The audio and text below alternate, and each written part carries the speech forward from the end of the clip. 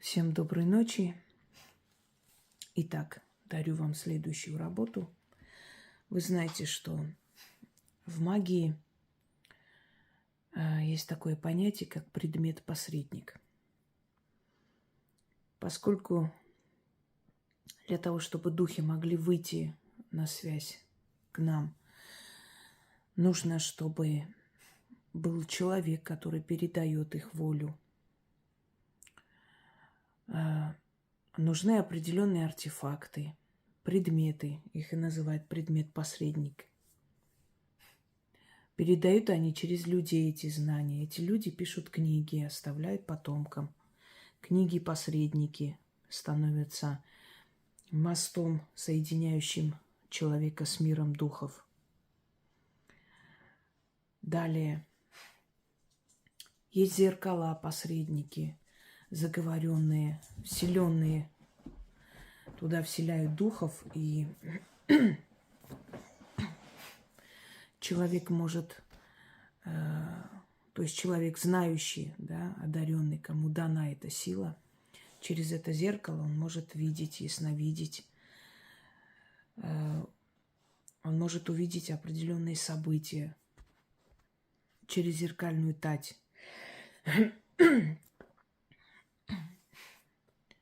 Предметы власти, которые переходят от одного правителя к другому, уже, знаете, насыщенные силой власти. Почему они переходят? Это не только атрибуты власти. С каждым новым правителем они усиливаются.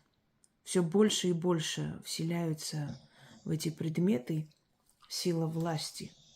И поэтому чем древнее династия, чем больше предметов-посредников. И ведь эти предметы-посредники, вот, например, у английских королей, они передаются из поколения в поколение. Их, если даже передают своим дочерям и сыновьям, и снохам, чтобы они носили короны, там различные атрибуты власти, но они принадлежат семье, они принадлежат короне. Они никуда не имеют права их отдавать или продавать. То есть это не их собственность, это все принадлежит династии. Вот это предметы-посредники. Я об этом уже снимала, говорила, но как-нибудь еще как бы сниму и вот нацелена об этих предметах-посредниках с вами поговорю. Теперь есть кольцо власти, но этот ритуал можно провести только практиком. Есть другие работы, да, венчание с удачей, где тоже требуется кольцо.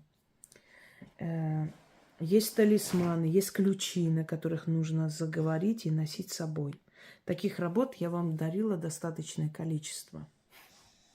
Сегодня я хочу подарить еще один такой вариант, еще одну такую работу. Кольцо фортуны. Кстати, пользуясь случаем, хочу поблагодарить за этот подарок. Эту фортуну мне отправила вчера в подарок. Ну, точнее, вчера забрали с почты Евгения из города Буденновск. Просто там были откупы и один подарок. Вот я не стала снимать, поскольку обычно откупы вместе с подарками я показываю. Но когда одни откупы, как-то, нет смысла, не вижу откупы показывать. Но один подарок был вот эта красавица. Это фирма, насколько помню, Веронезе. Она выпускает разного типа, то есть и бесцветные, то есть бронзовые и такое. Это очень такой тяжелый из искусственного камня.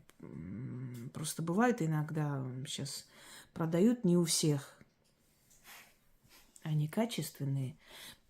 Лучше заплатить чуть подороже, но купить для себя или если вы дарите хорошую работу фортуны, чтобы она была надолго, на много лет, а может быть и на сотни лет, если будут беречь и передавать по-человечески друг другу, то он может служить очень долго.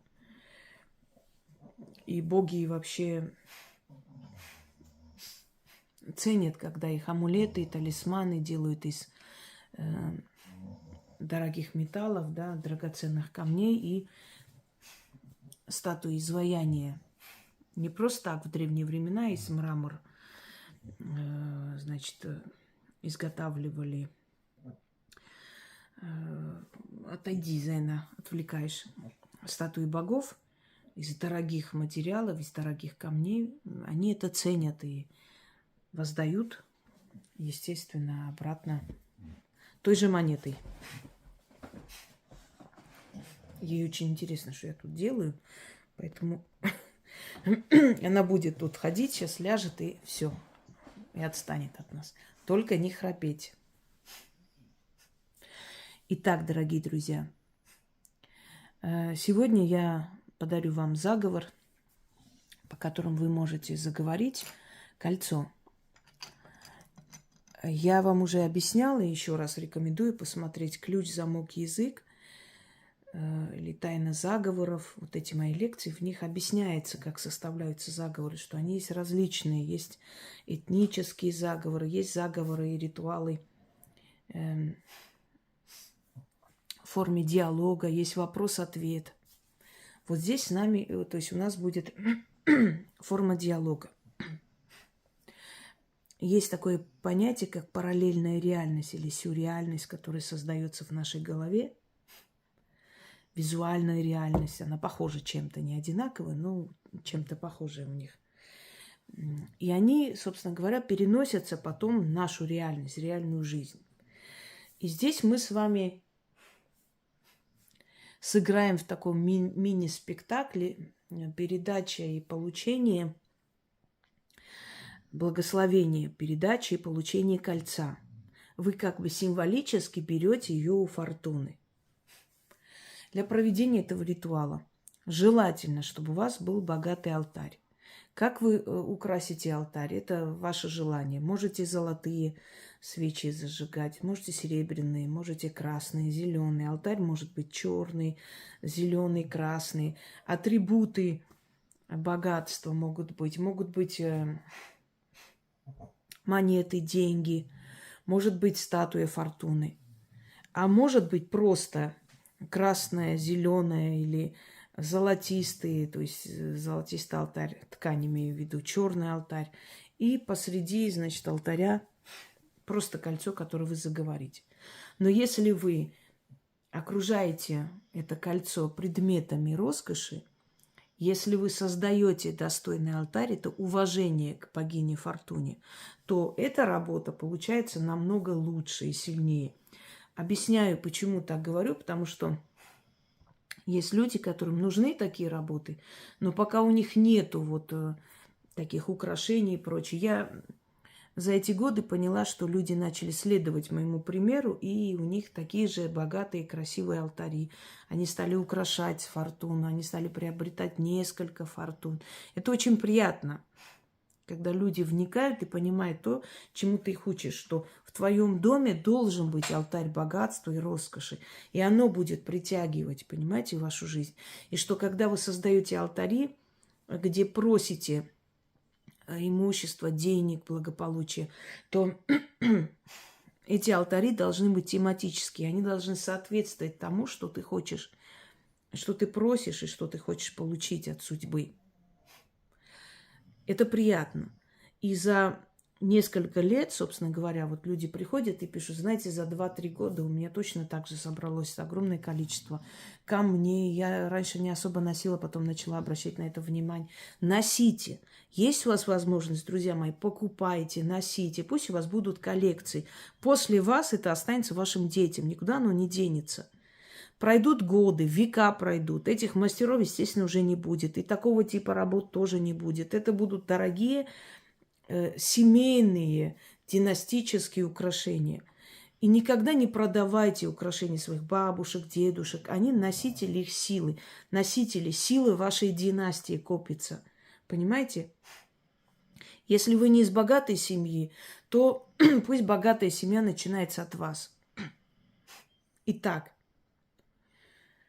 кольцо может быть любое. Вы можете маленькое колечко заговорить и носить постоянно. Можете заговорить и прятать дома. Но это должно быть ваше кольцо. Это должно быть не бижутерия. Или серебро, или золото. Белое золото, вот как здесь.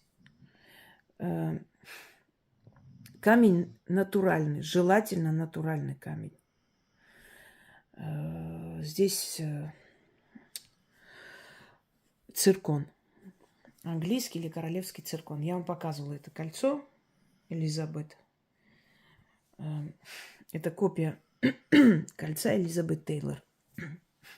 Я специально заказала, потому что не могла найти именно копию. То, что мне хотелось. И сделали просто копию.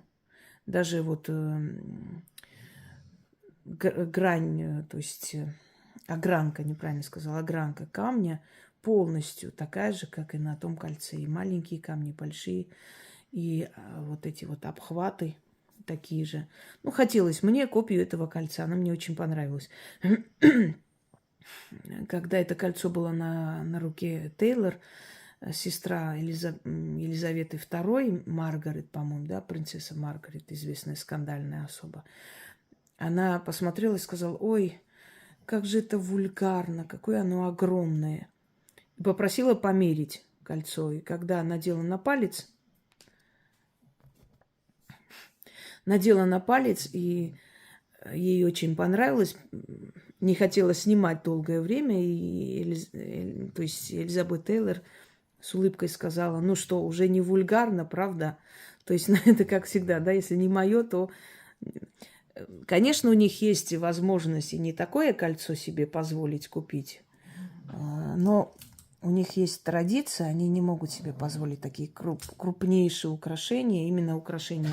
Ой, все, это мои собаки. Арчик иногда всех достает и начинает его кусать. Так вот, такое кольцо они могут себе, естественно, позволить, у них и не такие есть богатства, но нельзя носить по этикету такие огромные украшения. Ну, по крайней мере, семейная традиция у них как-то не позволяет им это делать. Итак, вот я решила это кольцо заговорить. Мне вот хочется, чтобы это кольцо притягивало новые возможности, новые деньги. Я говорила вам и повторяюсь. Вы проводите ритуал и забывайте про этот ритуал. Но ритуал про вас не забывает. Это не указание, что надо забыть. Но обычно так происходит. Человек проводит и забывает. Не ждите, пока вот прям представится такой случай, что обязательно надо вызвать деньги или что-то еще специально надо читать. Начитывайте просто время от времени, усиливайте свою связь с денежной силой. И через некоторое время вы заметите, что все эти ваши заговоры, обряды, ритуалы, обращения, они начали давать свои плоды. И времени пройдет не особо много. Может, недели 2, может, месяц. В принципе, это для самых непробиваемых. Итак, держите кольцо в руке, начитываете 6 раз, после чего кольцо можете носить, можете спрятать. И если у вас есть какие-то важные дела, вы можете пойти за этими делами, да, решая эти дела в этом кольце, надевая на палец. Если вы, предположим, продаете и вам, работаете на себя, можете носить это кольцо. Опасаетесь, если оно очень дорогое, значит, пускай дома будет. Может, вы дома работаете, значит, вы можете это кольцо открыть, положить рядом и начать свою работу. И весь день у вас будут звонки, заказы. Вы же заговариваете его на удачу, вы же берете это кольцо фортуны, подаренное ей вам. Знаете как, вот есть различные традиции, особенно на Востоке, когда названный сын, то есть вот назвали этого ребенка их ребенком, и они несут за него ответственность. Названный дом. Человек, если у человека постоянно горит дом, есть такие семьи, в которых все время вот они строят, там покупают, закупаются, мебель, делают ремонт, через некоторое время начинает пожар, то есть горит. Они починили все, исправили, опять этот дом создали, купили, опять сгорел. То есть этим людям нельзя иметь дом. И приглашали своих ближайших друзей, которые приходили и говорили громко, определенный ритуал, заговор начитывался, объявляли домовому, что этот дом отныне их, названный их дом. И после этого переставали пожары. Вот таких традиций много. Вот здесь названное кольцо фортуны. Вы от ее лица называете это кольцо ее кольцом и берете у нее это себе в дар. Как я вам уже объясняла, это такой мини-диалог, заговор, который точно так же срабатывает, в своем стиле, естественно. Ритуалы, в которых я не говорю про откуп, я говорю и объясняю еще раз, что вы отдаете вот эту энергию радости. Пожалуйста, посмотрите,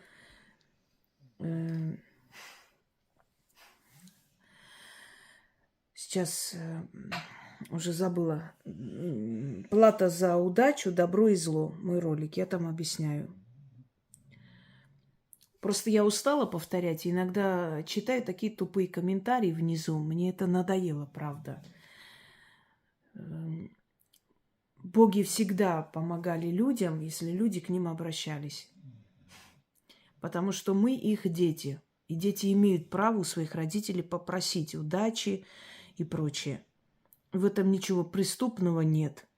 Вы же не просите чью-то жизнь, вы просите удачу для себя, для своих детей. Не может неудачливый, нищий человек быть счастливым, радостным, веселым, всех любить. Он всегда будет озлобленный, он всегда будет завистливый. Если ему есть нечего, ему не до высоких материй. Поэтому давайте вы будете изучать сначала канал, потом задавать такие вопросы, потому что мне настолько уже надоело вот это все, вот эту рабскую психологию исправлять. Хотите жить в нищете, живите. Если вы считаете, что вы за то, что просите удачу, должны, не знаю, отдать какую-то великую жертву, так и думайте, так и живите всю свою жизнь. Знаете, Генрих Форд еще говорил,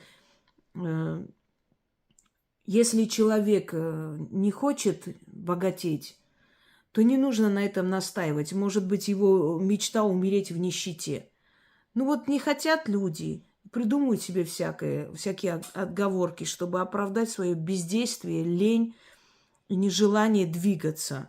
Объясняешь человеку, берите вот это, сделайте. Ой, а вы не можете, я не знаю, а вот боюсь. А что там бояться? Что там бояться? Что там? Надо идти ночью на кладбищенский перекресток, 3 раза призывать сатану. Я не знаю, чего там бояться вообще? Просьба удачи, заговор.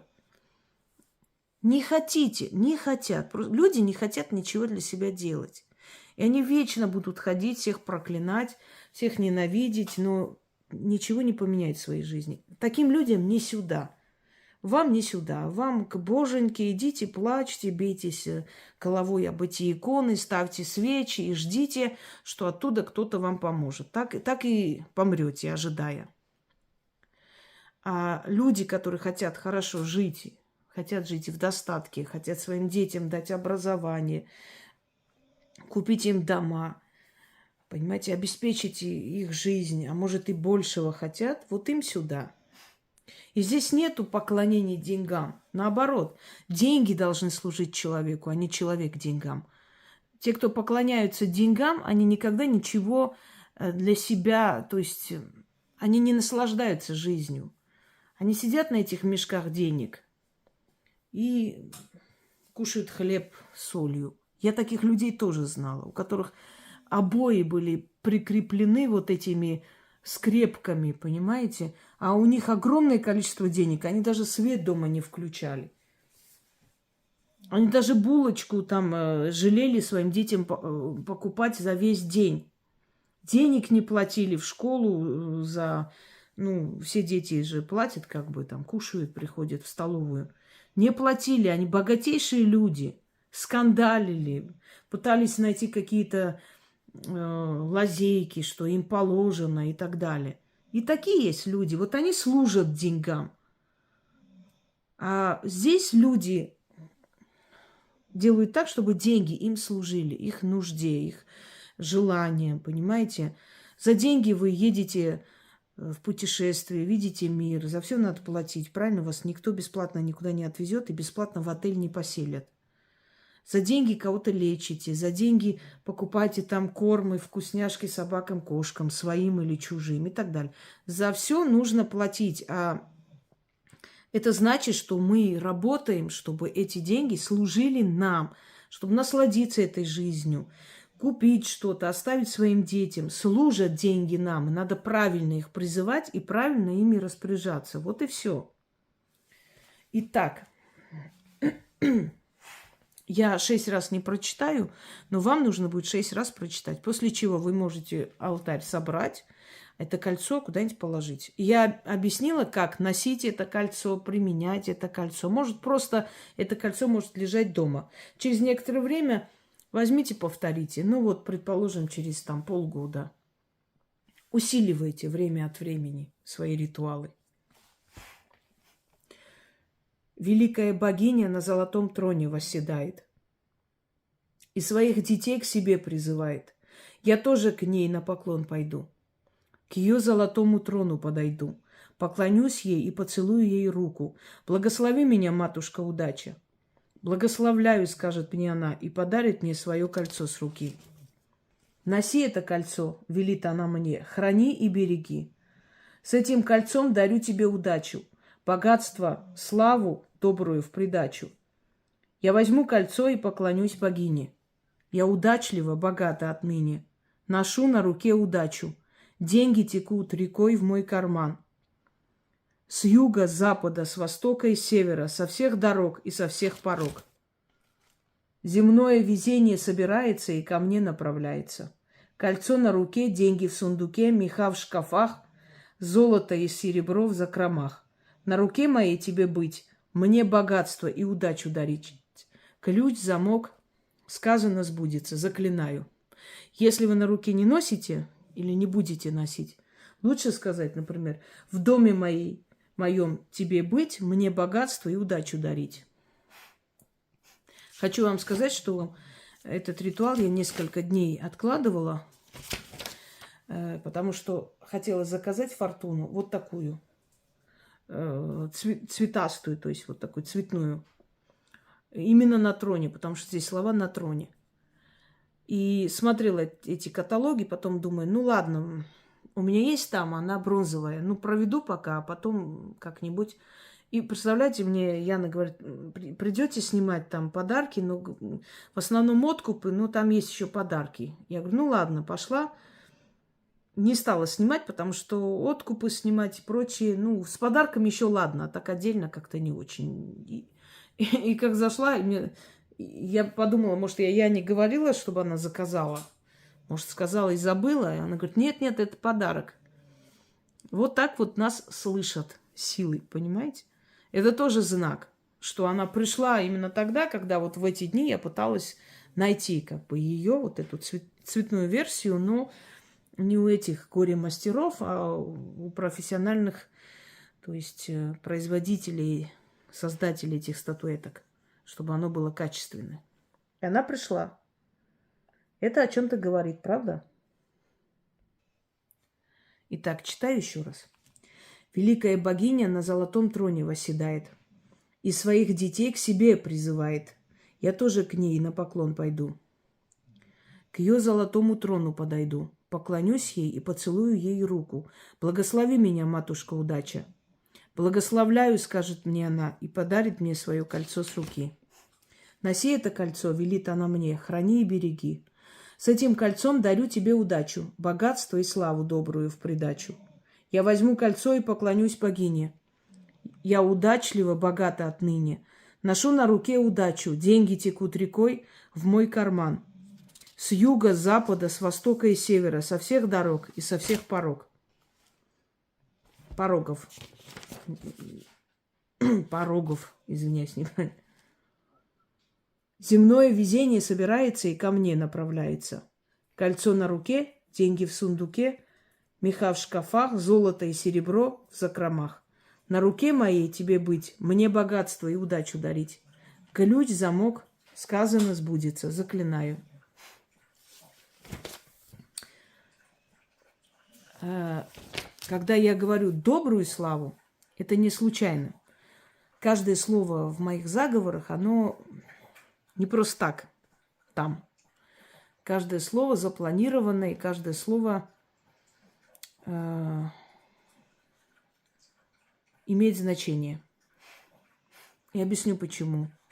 Потому что слава может быть разная. Правда? Слава может быть и скандальная, и нехорошая, и злая. Желательно добрую славу иметь, если уж славу.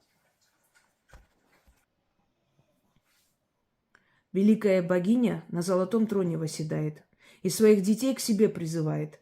Я тоже к ней на поклон пойду, к ее золотому трону подойду. Поклонюсь ей и поцелую ей руку. Благослови меня, матушка удача.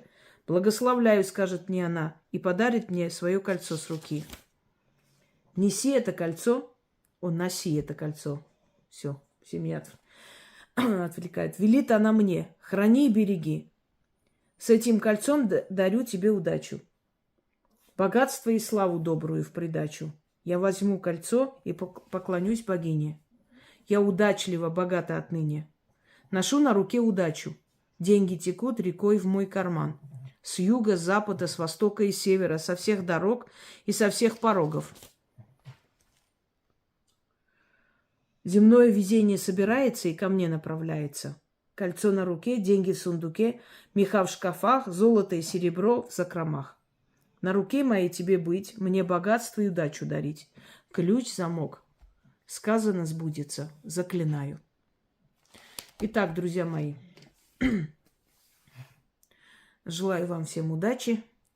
Проводите, и чем больше у вас будут заговоренные предметы дома, чем больше у вас будет предметы-посредники, тем сильнее будет ваша связь с силами удачи, с богами удачи, с богами денег. А это очень важно. Это очень важно, потому что деньги решают, если не все, то многое. Да, любовь за деньги не купишь. Это точно. Но здоровье можно купить. Хотя все говорят, да ну, не да ну, а ну да. Потому что если у тебя нет денег лечиться, ты будешь это тянуть до последнего. А потом уже может быть поздно. На все нужны деньги. Стремитесь к достатку, к независимости. Когда у вас появляются свои деньги, у вас и язык становится длиннее. Многие женщины терпят своих тиранов мужей, потому что им идти некуда.